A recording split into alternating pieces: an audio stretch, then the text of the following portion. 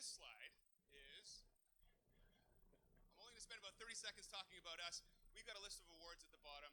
You know, really what we're really excited about announcing is that we, for the 10th time running, landed on the 2016 Profit 500 Profit 500 list, just announced in the Canadian Business Magazine. And that's really a true testament to a lot of the people in the room today. I wanted to have you stand up and recognize how many in the room here are Fusion employees. Please stand up. All right, sit down. That's enough about us. Today's really about you. It's about the insights that you've shared.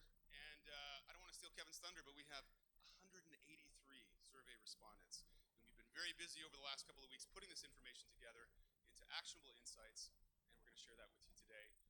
So without much further ado, I'm going to introduce our CEO.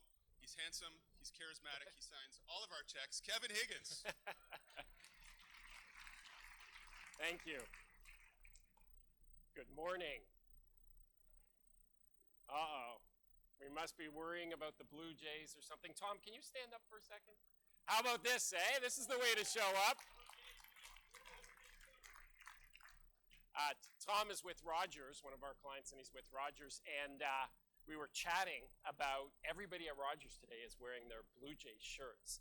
And we were saying, wouldn't it be cool, right, up at Mount Pleasant and Bloor, if their 10,000 employees were to go down on the street and they took a picture of that, right? That would scare Baltimore. Welcome. I'm really excited about this morning, spending time with you, talking about sales culture trends. Three things we're going to go through. The first one is really about, is what we are doing enough? Is what we are doing enough? And frankly, this will be kind of the low point in the morning because we're going to go through and we're going to say we're not. And as Tim said, we refers to us because we're helping you on sales culture and you within sales culture. So we're going to show that. Now in the second piece, we are going to bring out some organizations that are getting outstanding results and show you that they are doing some things that maybe some of us aren't, and what those are, and we can think about how can we implement those so we can be part of best, or if we're part of best, how we can be even better. And then the third piece this morning, we're going to share a case study of a client of ours and show you what's possible. So show you an organization that said, we don't have a sales culture, we're going to create a sales culture, and we'll show you the results at the 4-year mark of what they were able to do. And it's really quite an amazing story. So that's what we'll do this morning. Start into the first one. This quote, we've showed this before, but a couple of people, as I was wandering around this morning, you know, were flipping through the deck and they said, right? Who would agree with this? Who would agree with this? Right? It is. It's tough. It's amazing how tough it is. And I've been helping sales organizations for 20 years, and I can't believe just, you know, I keep thinking, okay, this is the tough part, now we'll go, you know, a little easier. But it's like this curve that keeps going up of how difficult it is. Our sales culture survey 2016, thank you very much. Lots of people in the room filled this out. This builds on surveys. We actually did it in 2006 as well, but you can imagine if we start showing you all these results, it gets too much. So what we're featuring today is 2010, 13, and 16. And then, as I mentioned, some best data and a few pieces like that. There are actually 49 questions in the survey. So this is not, you know, 3 questions. It's very detailed. Lots of you experience that. We ask about strategy, culture, management, sales capabilities, and we ask some results questions. That's what allows us to come up with the best organizations, right? We say, who are the best of the best based on results, and then we can go back and see what are they doing differently. So you'll see that this morning. And as mentioned, 183 surveys completed. This was from about 133 organizations. Hard for us to tell a little bit because some are anonymous, so we can't tell the organization. So it's broad. In terms of the demographics, revenue of organizations, about a quarter under 50, a quarter from 50 to 500 million, a quarter from 500 to 5 billion, and not quite a quarter, but close to a quarter with over $5 billion in revenue. So what you see is, a great mix in terms of size of revenue within organization. In terms of size of sales force, 50% under 100, but then lots in the 100 to 250, 500, and over 1,000, almost 1 in 5 responses. So we've got different sizes of organizations, different sizes of sales force. Industry representation, again, a great cross-section. You will notice a lot in financial services, 40%. Those of you who are familiar with Fusion, you know that we do a lot of work in financial services, not exclusively, but being that we're using our database to collect, that's why a higher representation from financial services. And demographic, 2/3 from Canada and a nice proportion from the United States. This also reflects our business. If you looked at previous surveys, it was a higher representation in Canada. We now have a New York office. We're starting to have a lot of presence in the US, and that's starting to flow into our data. So there's a slight change there in terms of demographics. So let's look at 2016 versus 2013 versus 2010. Just before I go into that, I hear pages turning, so all the slides that are up here you'll see in yours. If you want to make any notes, this is a subsection. You can imagine 49 questions, 3 years of surveys, some subsets within those. We could kill you with data. That's not our goal this morning.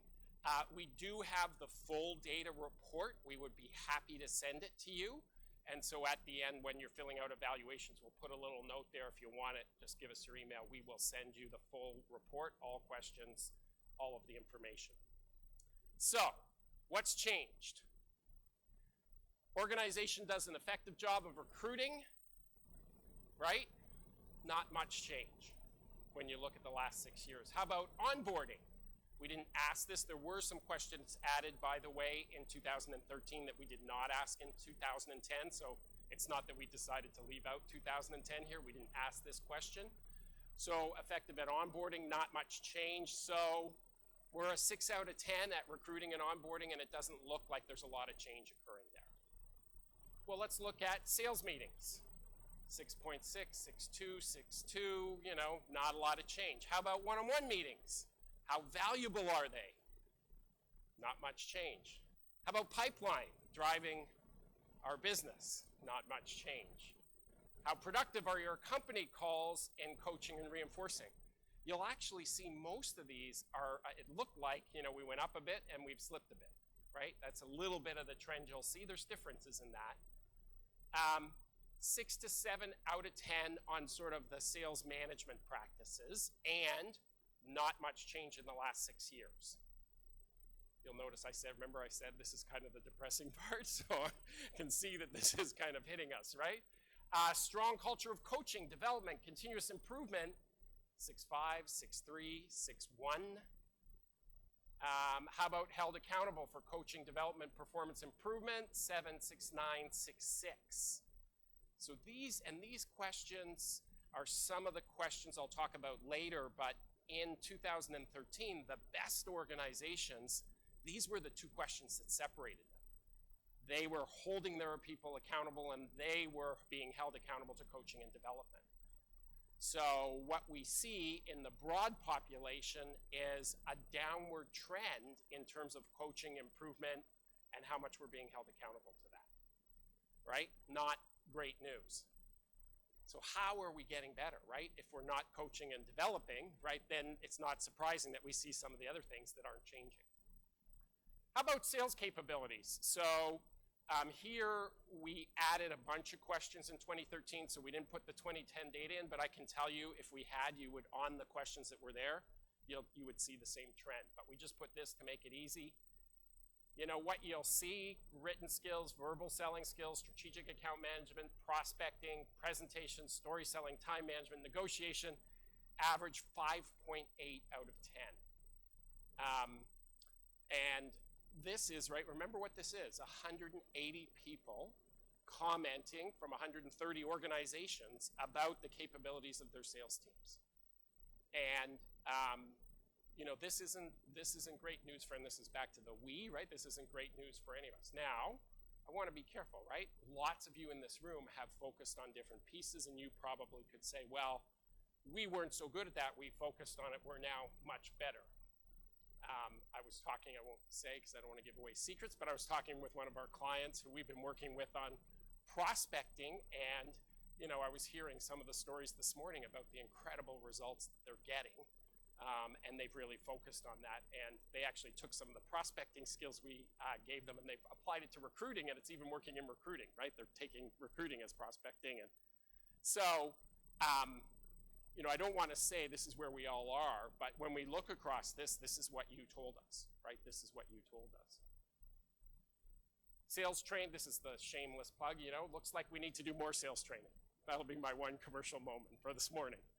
We're slipping on that, so we should do more, spend more. Let's skip by that. What I'd love to do is give you a chance to chat at your tables. What's your reaction? And, I often start these with fun stuff and get us going. And when Sylvia Celentano and I were putting this together, we kind of had this piece later on at one point. We're like, we better put this piece first because this isn't going to be the high moment in the presentation. So, what's your reaction? And I want you to really think and be honest, right? You can talk to your table here. Nobody's going to record. Nobody's going to take it back with them. You can cover your name tag if you want when you're speaking. But is your organization changing? Think about, because this is a good way to look, right? We're looking at 16, 13, 10, 6 years, right? And we're not seeing a change. So look at the past 3 years or 4 years or 5 years in your organization and think about, have we changed? Are we changing? Because this says we're not, but I don't fully believe that. Right? I think we are making changes. We are making improvements. So talk about that. But most importantly, think about how do we make it that when we do this in 2018, that we see this line that's kind of gone like this. How do we get that line to move? How do we get that line to move? What do you think's at the heart of this? Take 7 minutes, 8 minutes, have a chat. We're going to hear from some people at the end. So some of our Haley and Lindsay might be asking you to share. Please, if you've got a great point, we'd love to hear from you. So enjoy, chat, and we'll come back in a few minutes.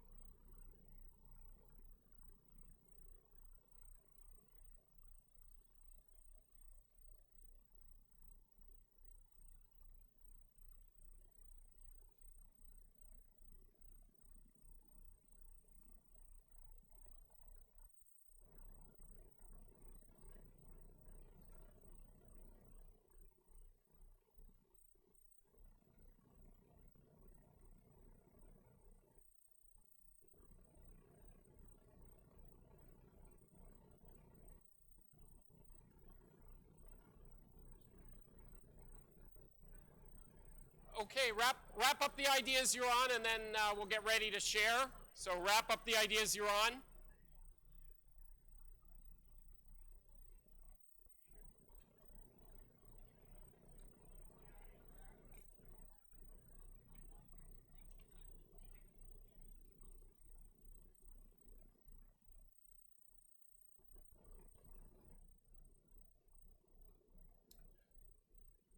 Okay, let's, I heard some great discussions. There's, you know, I kind of move quickly between tables, so I'm not going to share yet, but there's a couple of things that I definitely heard coming through, and I'll see if they come out in the dialogue. But Haley, you have someone, and this is your chance for a commercial break. You get to tell us your name and where you're from. Stand up and you know, do a little commercial for your company. We had a Molson, a client from Molson that used to hand out, you know, beer coupons. So if you have any swag with you, that's okay too. I'm not sure what I can hand out. I'm with Estate and Trust Services with RBC Wealth Management, so I could probably hand out a little checklist for your estate planning. Thank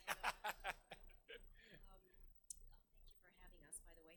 So we had a pretty good discussion. I was here with two colleagues, one from software and another from insurance, and we felt that, yeah, a lot of the same issues. And over the last few years, I think what we've found is that we've been caught up with a lot of disruptors over the last few years. A lot of digital technology issues.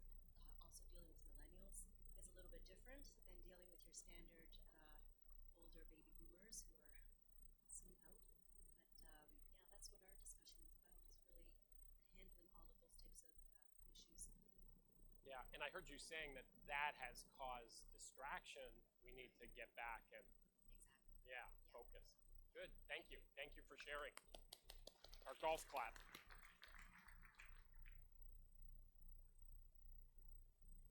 Hi, good morning. My name is John. I'm with WestJet Airlines. And no, I'm not handing out free airline tickets.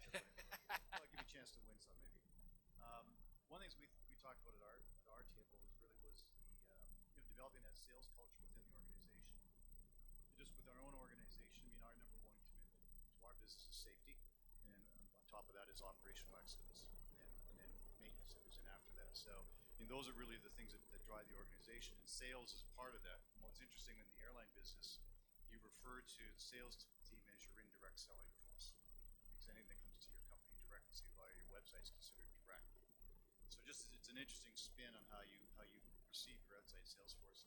I think the other thing we talked about is that while maybe your organization's operationally driven and committed to operational excellence, most of those operating people actually talk to the customers a lot more than you do.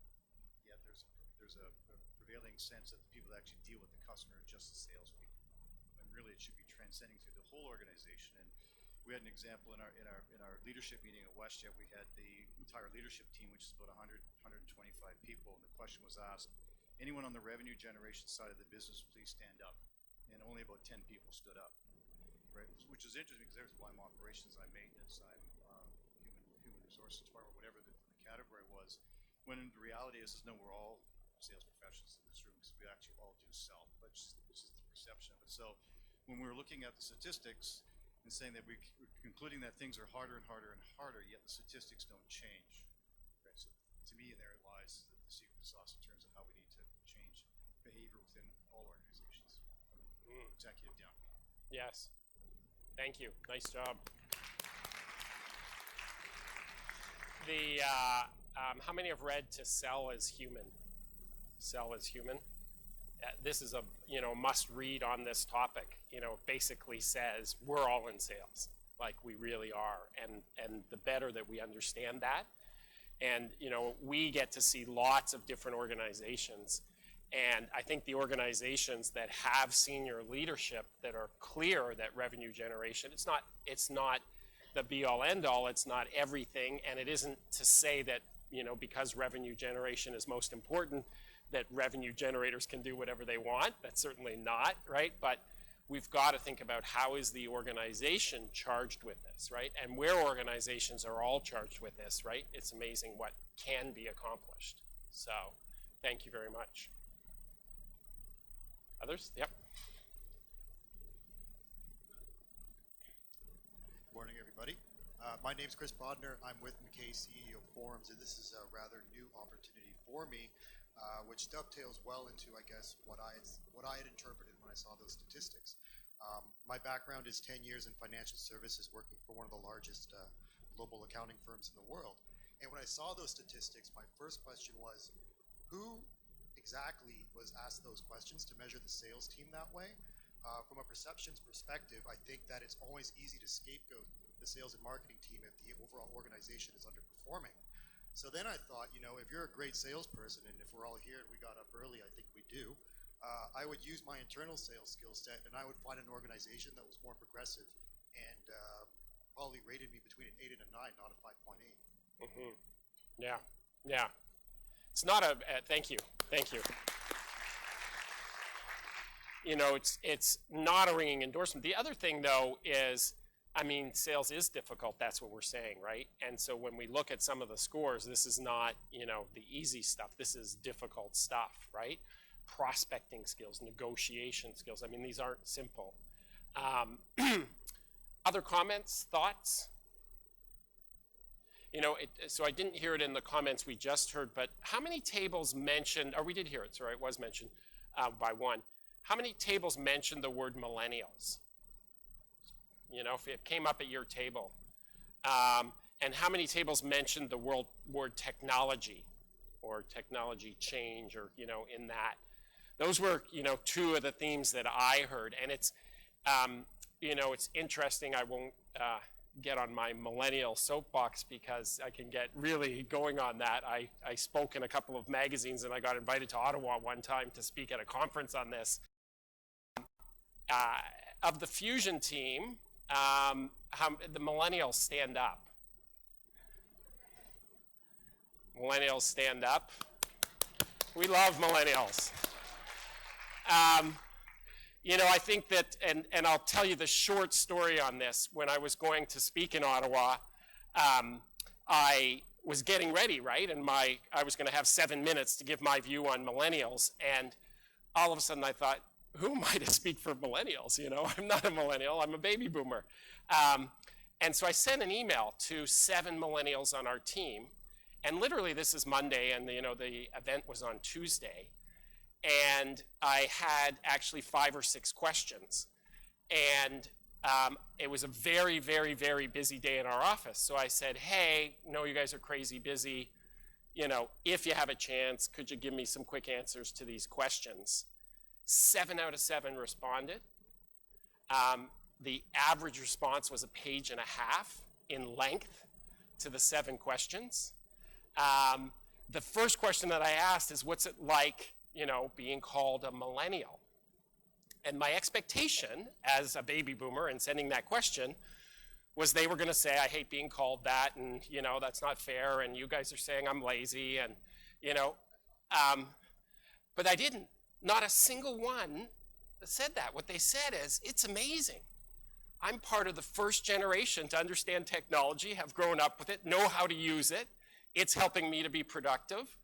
I can multitask because I grew up multitasking. I love working and listening to my music and being on social media as I'm working because it allows me to feel great. And employers, you know, it was like this really great thing. So I couldn't help but, because I heard it a few times, as I said, I won't go deep on that. What I ended up doing for my 7 minutes, and Jess, I don't think Jess is in the room, she's out front, I think. Jess was one of the people who responded. And I actually, for my 7 minutes, just read her response because I thought, you know, this really represents millennials. And it was, you know, all of them were great responses, but I chose to read one in its entirety. And that, for me, you know, I already believed a lot in millennials, but that helped us. And Jess is a good example of a millennial. She worked for us. She relocated to Halifax, worked in Halifax for a couple of years. And then when she was moving back to Toronto, she came back to us. And that, to me, is part of the power of millennials, that these are great workers. Connected to your business, they will work hard. Right? No connection to your business, and yes, they're very difficult to manage, right? For sure, because they got to believe. Anyway, that's my quick thing on, and technology, you know, absolutely, right? We've invested tons in technology, and by the way, we're not even, like, it's amazing how fast it's moving, right? It's amazing how, there's going to be another leap in technology in terms of how we're using it. And what I always say on that, and I know you're all dealing with this, we got to be careful as technology as the solution. Technology is the enabler. Sales people, the sales organization is still what we got to focus on. And, you know, missing that can be very dangerous, right? We had, earlier this year, we worked with an airline in the US that was implementing a CRM into their team. And at the training for that, they hired us to come in and help them deal with the change management piece of how do we make sure we see this as enablement and helping, not as burden and cumbersome. And it was a really neat thing to see, and their adoption is greatly different, I think, because they paid attention to that. So, some neat stuff there, right? I would encourage you, you know, if you do look at the full report, just when you look at it, just once go through it and say, where do I see the changes in the last 6 years? We showed you, you know, 7 or 8 questions here. You will see, though, that is the trend throughout the whole report. This is not we picked the ones that were low scores. This is what the report says. So there is definitely we need to do more. That's the conclusion from this first section. So let's talk about best. The way that we define best is 110% of revenue plan, so a minimum. We didn't want companies that just hit the bar. We wanted companies that were over the bar. And not only that, we wanted organizations that did it not on the back of a few, but where there was consistent performance. And it's almost like the second is the more important metric. You've seen some of you previously, or we're happy to share with you our research on this, but if you want consistent over-plan performance, the way to do it is not to drive to the top line number. The way to do it is to drive each of your people to hit their number. And if you are at 60 or 70% of your people hitting their numbers, you will have consistent over-plan performance. If you have a few of your people and you happen to get over-plan, be careful, because next year you're probably not doing it. So, 110, 70% or more.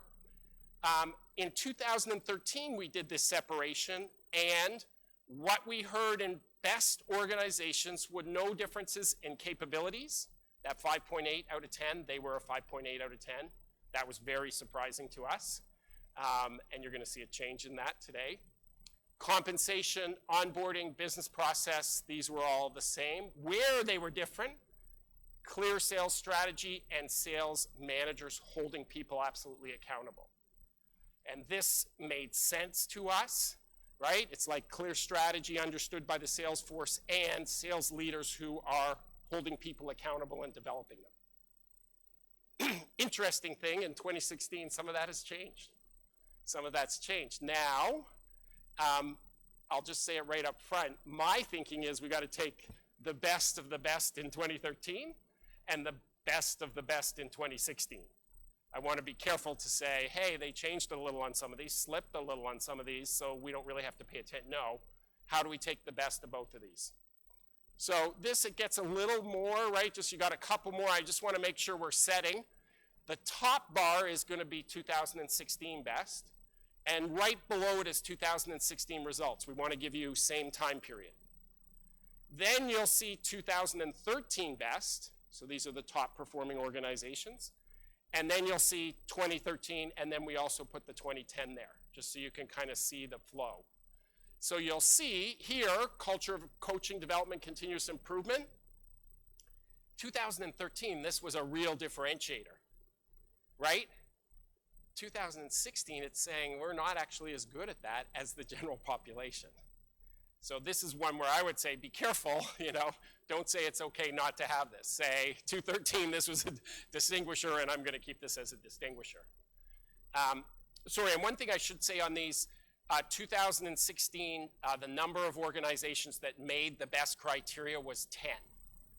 2013, the number of organizations that made the best criteria was 14.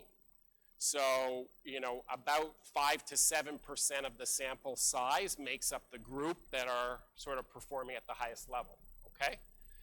Sales managers are held accountable for coaching, development, and performance improvement. Again, in 2013, this was a clear differentiator, and in 2016, we've slipped. Now, you might because we looked at this a lot, right? How this doesn't make, this doesn't make sense. Like the companies that are doing really well must have a culture of coaching and improvement. I think that what's occurring here is that there are sometimes organizations that do well, by some different focus, and that's what we're seeing. The ones that happen to answer our survey who are doing well did it a bit differently, and I will show you that in a minute. So here there isn't a difference, but I am going to show you some of the differences, and I think it'll start to make sense. Currently have a high-performing sales culture. Both years, this is clearly a distinction, although there does seem to be a slip here. So again, we got to be careful of this. We got to really focus on high-performing sales culture. How do we define it? What is it for us? And making sure that we're staying there. Culture of accountability and results. Now you may say, okay, there was coaching, we weren't doing as well. Accountability and results seems quite high, right? Accountability and results is saying we have targets, we're going to pay attention to those targets, we're going to work to those targets. We may not coach you to improve, we may not have development as much, but we are clear about our targets and we are going to stay focused on those. So I think that's what you're seeing in 2016 is we're clear on our targets, we're going to hold you to those. We may not be helping you as much to improve in that process. See the distinction there? And this was a really big distinguisher and still is. And I think this is one of the key questions that do we have accountability and results in our organization? And you're going to see some more on this as we go through. There have been some other changes. You can think about what might those be. Various sales business processes are efficient and effective, allowing people to maximize selling time. I think this is the rolling out of the technology, right? Like we got the technology and the best organizations have rolled it, have figured it out, and are being successful with it, right? This is a clear distinction that's showing up that was not there previously. Sales compensation and reward programs motivate. So this is a new one. This is a bit different. Remember, 2013 compensation was not a differentiator among best. Looks like there's some figuring out of this, and I know that how many people have tried changes in their compensation systems in the last few years? Right? So some of you, I'm sure, would say, we got it, we nailed it, and it's working. And some of you would say, oops, I see some, shaking of heads. The best, they got it. They figured it out. They did something with it. So, something for us to think about. Here's the one that really stood out. So I'm going to give you a second just to look at this chart, and then I'll talk about it. But just take a look at this. This is frequency, right? Frequency.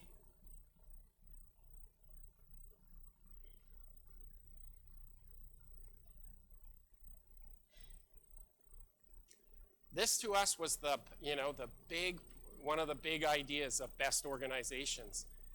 They are a weekly business, right? They see sales as a weekly business. Clearly, much more than the rest. They see it as weekly. It's about sales meetings. It's about one-on-ones. It's about being in the field with our people. Now, interesting, if we tie that back to coaching, they're not necessarily in the field coaching. They're in the field helping them to sell, right? I think. I mean, it's not either or, right? But given the numbers on coaching that don't seem to be as much of a focus, but they're in the field a lot, I think they're in the field helping people to sell. And that's an okay short-term strategy, but is that a long-term strategy, right? There, all of a sudden, are we building the capability of the sales force, or are we relying on the capability of the sales leaders in order to create the revenue that we need?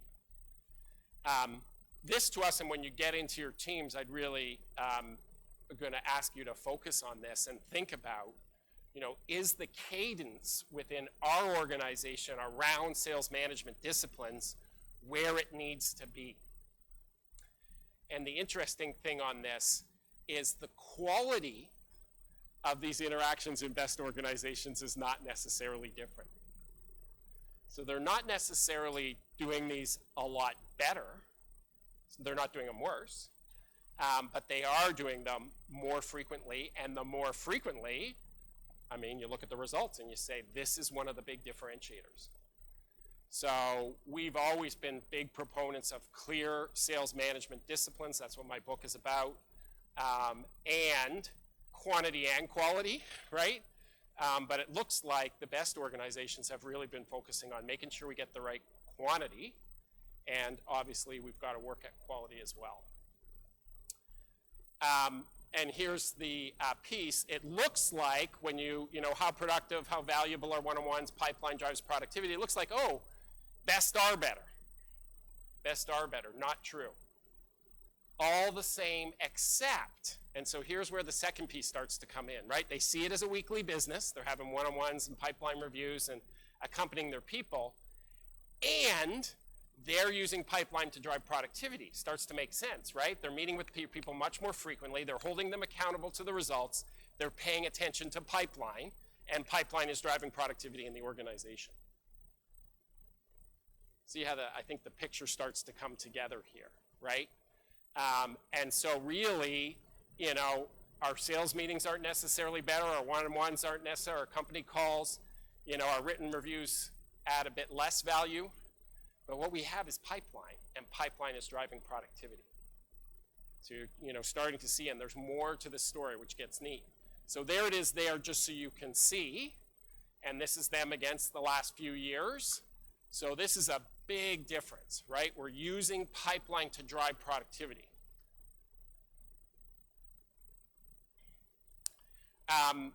Here's the best overall. So remember I said last time, 2013, we didn't see an appreciable difference.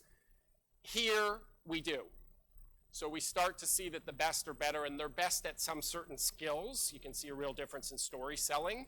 This has been a big focus in the last few years, and it looks like the best organizations have figured out that stories play and have figured out how to help their people to do it.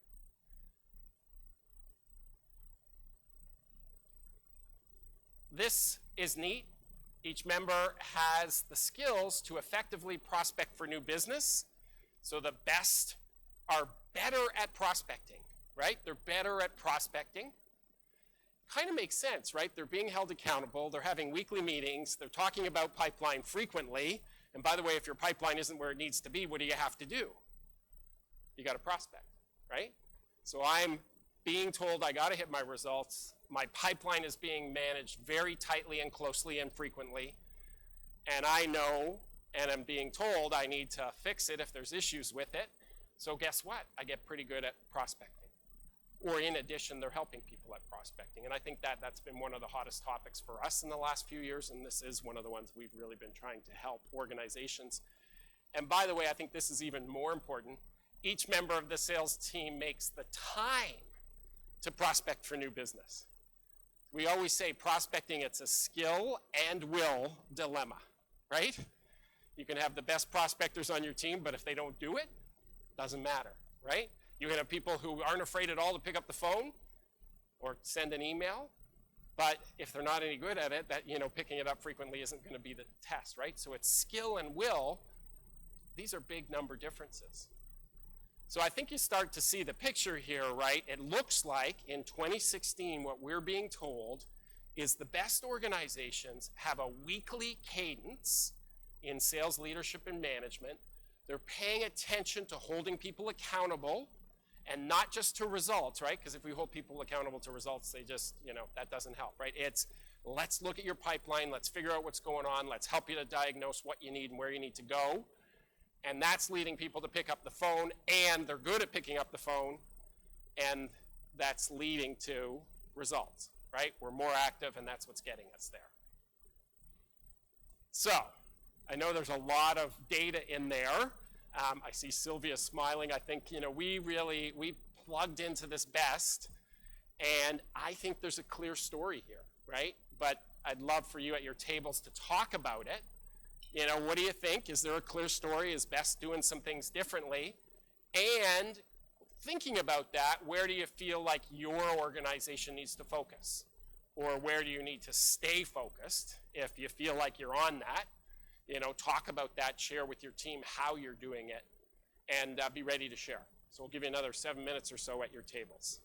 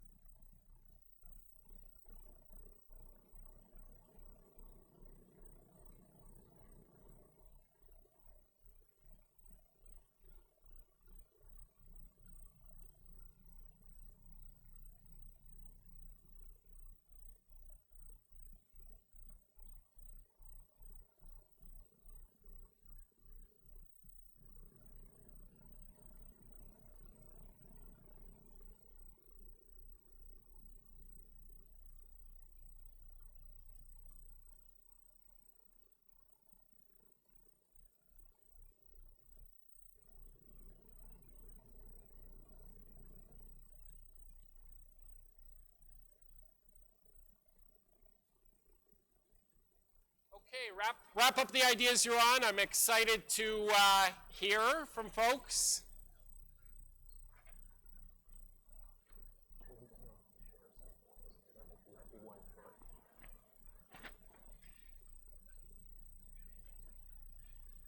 All right. Let's start over on the far side over here. Please introduce yourself. Good morning, everyone. My name is Matt Thomas, and I'm the AVP of Inside Sales at Iron Investments. And something that we were talking about at our table was pipeline management. And if you tell a sales professional to hit a sales target, well, it sounds easy, but obviously it's very difficult to do. So it's really just changing the conversations instead of saying, where are you versus your sales target, but really to say, what's in your pipeline, and helping them, around will, skill, process to make sure that they do have a healthy pipeline. Because if they do, obviously their chances of success are higher. And we also were discussing that teams that do have a healthy pipeline, they can come in and they can tell you right away, I've got 10 clients, this is where they are at in the pipeline. These are the deals. They can actually quantify it, and they get excited about it. Teams that usually, aren't hitting their sales targets, they come in and they need a lot of help around it. So we can really spend time. And a lot of salespeople are obviously good with the interaction, but where they lack is around the process. So if you provide some structure and process and help set your teams up for success, that's obviously going to help them hit their sales targets. Yeah, terrific. Thank you. Thank you for sharing. Yeah, this, I'm going to date myself, but, back in a long time ago when I was selling at Xerox, our pipeline discussions, right? I used to come in with a scrap of paper, and my manager would have a scrap of paper, and between our two scraps of paper, we'd talk about pipeline, right? Today, all of you in the room, right? Either probably Microsoft CRM or Salesforce.com. It's amazing what you've got there. And, I love sitting down with one of our people and doing pipeline reviews, because the data's there, right? I sort it to what did you add this week, and then I sort it to what's been on here too long, and then I sort it to, right, and boom, boom, right? We can go through the discussion like that. And this is what this says, right? It's the cadence, and I should say this looks like weekly. I get that different businesses, it's different amount, but the message I would take out of this is not, I got to do everything weekly. But whatever for your business, you got to think about, am I doing it frequently enough? Because it certainly seems like the best organizations have a higher frequency. And then it's interesting, right? They're in pipeline, right? That was one of the key differentiators. Pipeline helps drive productivity in an organization. So in those weeklies, they're not saying your goal's $1 million and you're only at 500,000, like get with it. They're saying your goal's $1 million. Your pipeline doesn't look like it's going to get you there. Let's talk about what needs to change in your pipeline. And by the way, in order to change your pipeline, you got to get on the phones and do some proactive calling, which I know you're good at, and I'm there to support you. And by the way, I'll be in the field with you. See that? One, best organizations, they're in the field weekly, right? Other organizations, not so much. So I'll be out there with you, and I'll help you to find that or advance that or close that. I'm going to be side by side with you. And so there is that, and that is something we're seeing there. They're not necessarily better coaches, right? They're not necessarily better at the sales meetings that they're running, but they're doing them frequently enough and well enough, and that's leading them to be successful. The great news message, right? I mentioned 2018, we're back together again. What I'd love to see is they've continued with the frequency and cadence, and by the way, the quality has gone up, right? And just imagine that, and that's a little bit of the foreshadow to the story I'm going to show you in a few minutes. So, awesome. Another over here. Hi, thanks. Just to share, This is Rita from. Hi, yes, Rita Bouchard from RBC, another RBC rep here. So, as you know, Kevin, working with Maureen and yourself over the last year, we've partnered to really focus on pipeline management, and that's a buzzword we've had in our organization for years. I think the key, element, new learning from Fusion was really dissecting that. Using Fusion's language, opportunities, throughput, output. Everybody focuses on the bottom line, but I think what was key for us was taking each part and saying, where's the gap for each player or each salesperson, and what can you do to improve it? And so the key part on this was saying, you know, when you're thinking about pipeline management, it's not just what's being populated in pipeline. Who's it for? Is it for your manager? What are you actually doing to move it? And so it was, you know, taking that tactical focus of saying, how many appointments, which appointments, how are you prioritizing, what's the next step? And also saying, okay, now I have learned a specific skill or strategy to address that and the focus on that. So really dissecting that so it's not just one thing. And the key thing with this is obviously this was a successful sales group, but now it's taking it to that next level and helping them be successful. So that's what we found. That's great. Thank you. Other comments before we move to what's possible? You know, I think, and the good news, right, we started at that low point kind of saying, oh, are we doing enough, right? But now we start to see, hey, you know, it's not rocket science here, right? When I look at that best, this isn't rocket, you know, it isn't like, oh, they've nailed strategy and they're way out in front and, oh my God, are we going to be, or they, you know, they have the best technology in the world. No, they're doing the blocking and tackling, right? They're doing it a little more frequently. They're doing it with a little bit more accountability, and that's driving superior results. Want to set the bar for what's possible. Many of you have seen this. This is a piece of work that we've really been focused on. I think in sales organizations, what we tend to do, right, is we get 2 of these or 3 of these, right? But the reality is consistent over-planned performance is about focus. Where do we want to play? Where don't we want to play? Who do we want to be with? Who don't we want to be with?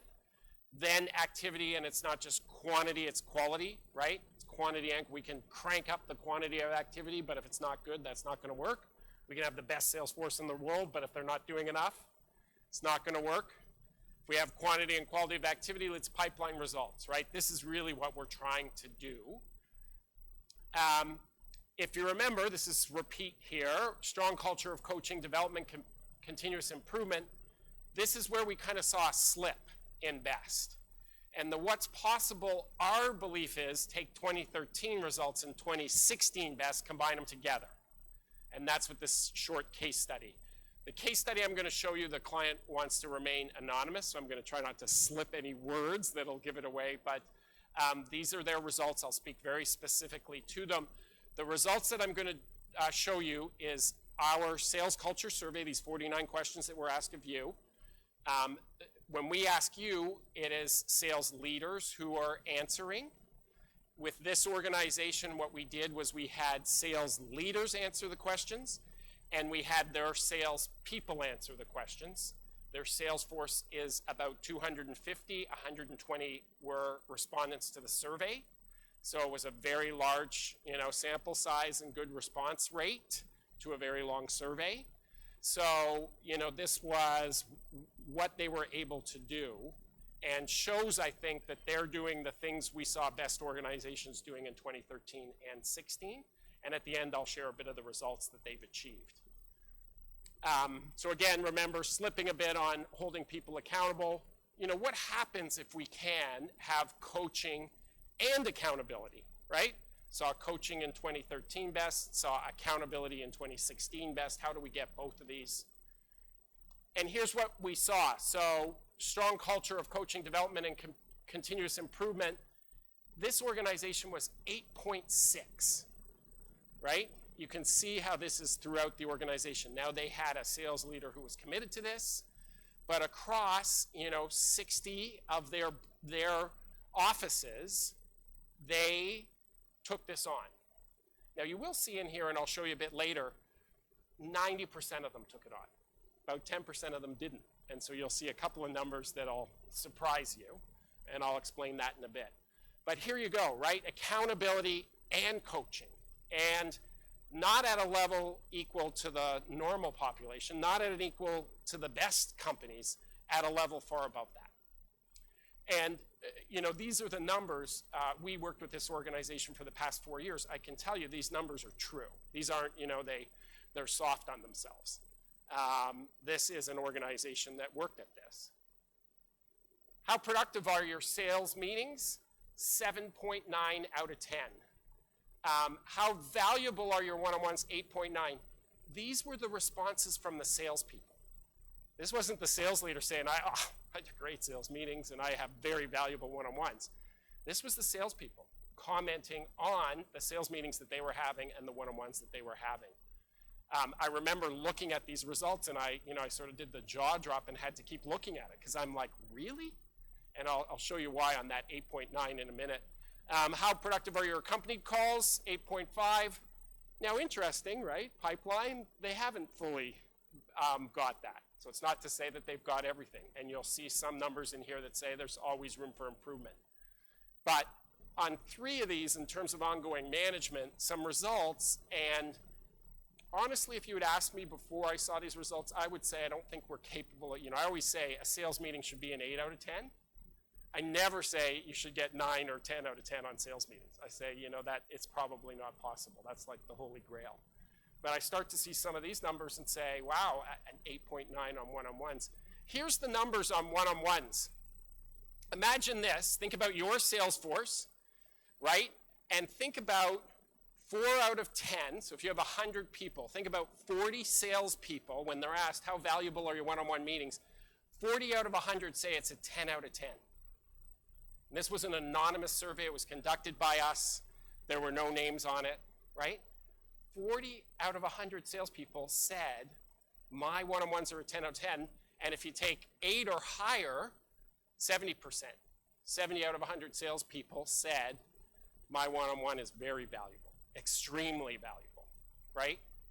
Now you're probably saying, but look at 3% said 1 and 7% said 3. This was one of the interesting things, and we did segment this data, and we were actually able to isolate the people who were not playing in the way that they were supposed to around sales management. So there were people who, despite this organization and their focus and their success, and amazing success, there were some people who said, I'm fine, don't need to change, and I'm going to stay the way that I am. You can imagine there's been some changes since they've seen this. And they didn't, sort of ask the organization to change and 6 months later go see how'd you do. This survey was 4 years in. So this was, we're going to make changes, we're going to help you, we're going to train you, we're going to support you, we're going to coach you, we're going to develop you. This is 4 years. This isn't, an overnight success. Now, they did see major success in the first year. So it's not to say that, and they've continued that success through time. How productive are your sales meetings? 7.9. Again, half of salespeople rating them as 8 out of 10 or higher. These were great scores. You'll see again, though, there were some that just weren't in the game. So it actually showed us there's some that are doing amazing and some still need help here. And the interesting thing in this data was some of the leaders had amazing one-on-ones and terrible sales meetings. And some of them had terrible sales meetings and amazing one-on-ones. And they're different, right? And we had helped them on both, but naturally they weren't able to make some of those. So in some of these cases, it was they need help. Now, some of them were not doing well across the board. That was a different question. So what results? 140% of plan, and that was a very aggressive plan. Customer loyalty, cross-sell within customers, dramatic increase. They went from sales as basically a word that they weren't going to use. Part of when we first implemented them was, should we use the word sales? Should we call it something else? We went full steam on sales, and it's now, this is the way we are, and this is the way that we do. They went from 20% of their locations hitting plan to 75% of their locations hitting plan. They went from very long service employees who had never made plan to consistently making over plan. And this is a focus, and this is how it paid off. So, whoops, there we go. Let's just check our time here. I know 9:30 we promised. We will make 9:30, so this is going to be a short 5-minute discussion. But what strikes you about the story? And, really, what I want you to think about is what's possible, right? The tough news this morning a little bit, but what's possible? Dream a little here. Have a little discussion about your dream. I have a dream for my sales team. Talk about it. We'll come back and we'll close up and be out by 9:30.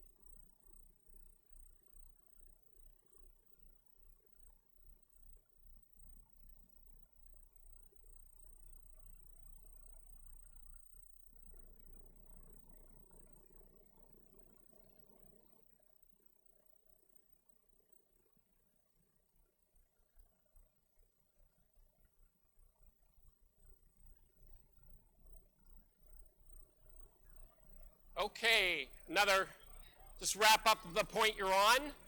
Wrap up the point you're on.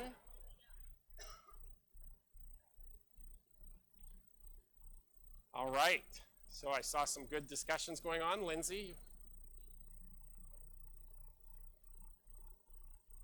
Good morning, Christy Thomason here, Senior Sales Manager at Canada Post.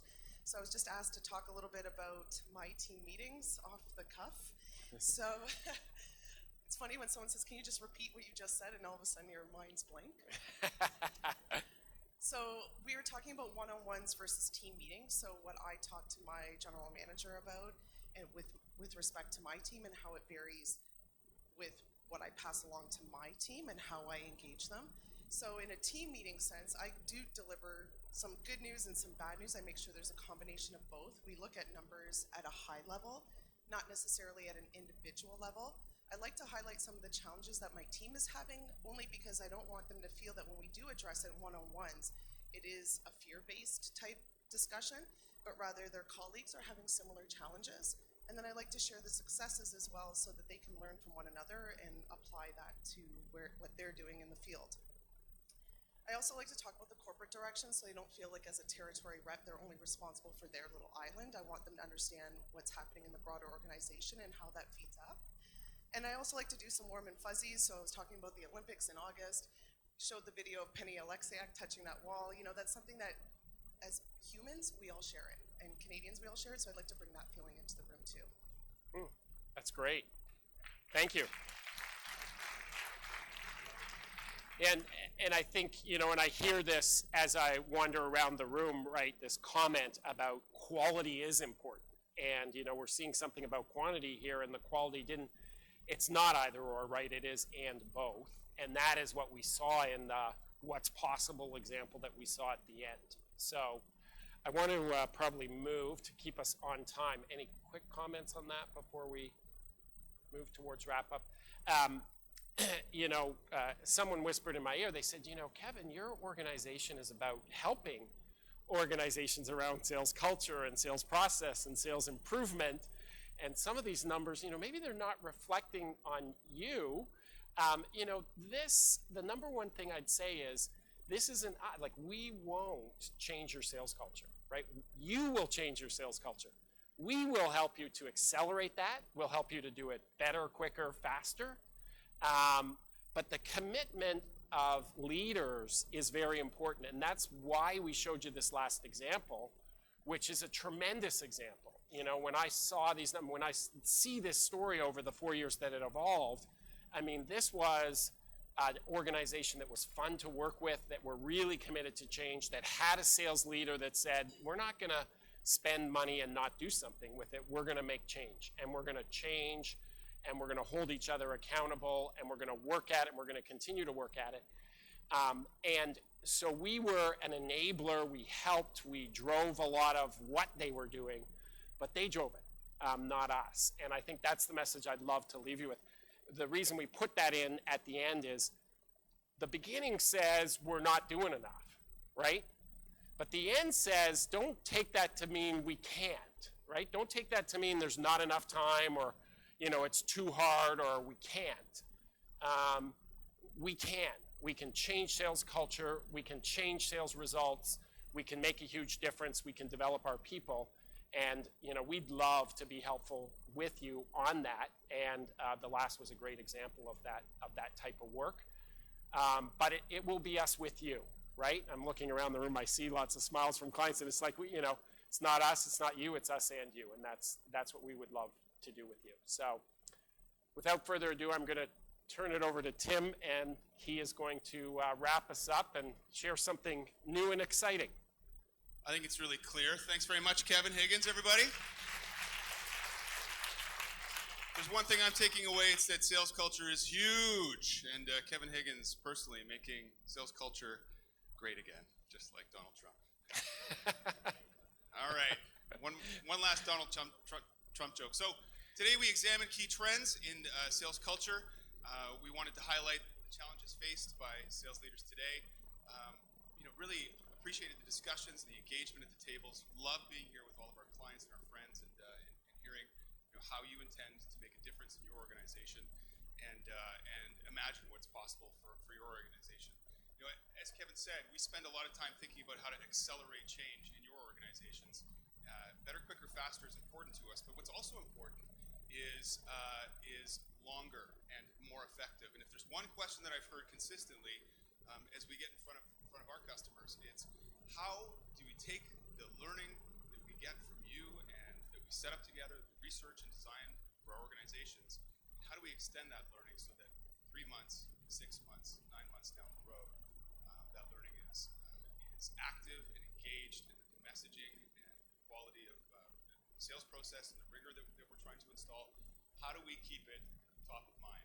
And so we have come up with Connected Learning. I wanted to give you a bit of a teaser today. We're going to be talking to you about it directly as we go through our prospecting rigor and contacting you and reaching out to you. And so, you know, we always ask, our big ask from you is when we make that phone call, please pick up. And we want to chat with you about Connected Learning.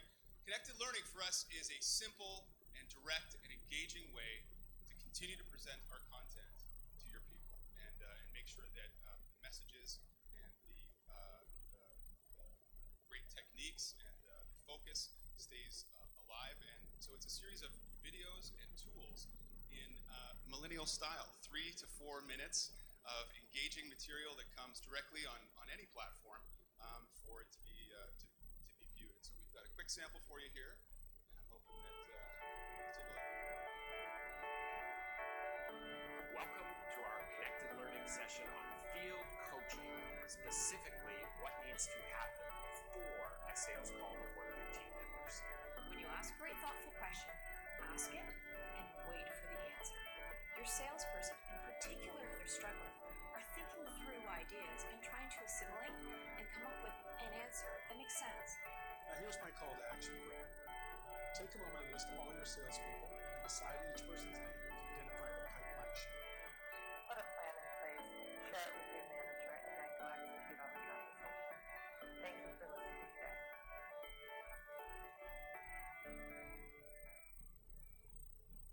There you go, Connected Learning. I've been promised that I'm going to be in the next video, so I'm really looking forward to that.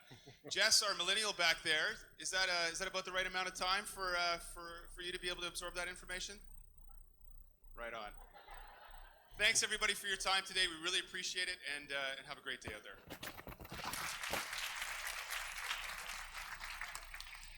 There are evaluations on your table. We'd love for you to give us some feedback. We always want to improve. And please, if you want a full copy of the report, just note it on your eval. Just put your email, send me full copy. We will.